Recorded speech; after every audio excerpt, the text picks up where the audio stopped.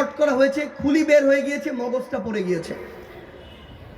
একজন মা যখন 4 মাস পরে তার সন্তানের এমন একটি দৃশ্য আমাকে দেখায়, আমি নিজেকে সামলে রাখতে পারি না। তাহলে ওই মা কিভাবে নিজেকে এখনো সামলে রেখেছেন, সারা জীবন কিভাবে সামলে রাখবেন?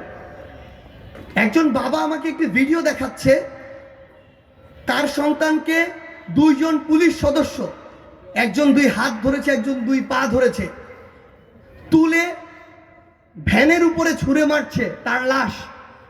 তার পেটে একাধিক বুলেট ছিন্ন বিচ্ছিন্ন করেছে, তার পাকস্থলীর অংশগুলো পেট থেকে বের হয়ে ঝুলে আছে।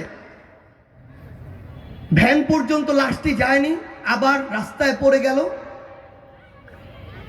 এই মৃতদেহ সম্বলিত লাশ একজন শহীদের বাবা আমাকে দেখাচ্ছে।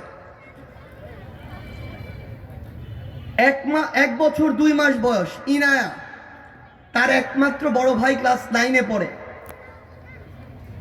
1 ভাই 1 বোন ছিল। তাকে যখন আমি গিয়ে কোলে নিলাম, তার প্রথম প্রশ্ন আমার দিকে ছিল, আমার ভাইয়া কোথায়? 1 বছর 2 মাস বয়সের ওই ছোট্ট ইনায়াকে উত্তর দেওয়ার মতো আমার না, পৃথিবীর কারো কোনো সামর্থ্য নেই। আমার ফোনের ওয়ালপেপারে এখনো যে হিমেলের ছবি আছে, তার মুখে পিলেটস, যেগুলোকে ছোড়রা বুলেট বলি, 350 পিলেট আছে। 350 ছোড়রা বুলেট তার মুখে আছে। সে কোনোদিন পৃথিবীর আলো দেখবে না। এরকম হাজার হাজার ঘটনা এই 24-এর অভ্যুত্থানে পুরো বাংলাদেশে ঘটেছে।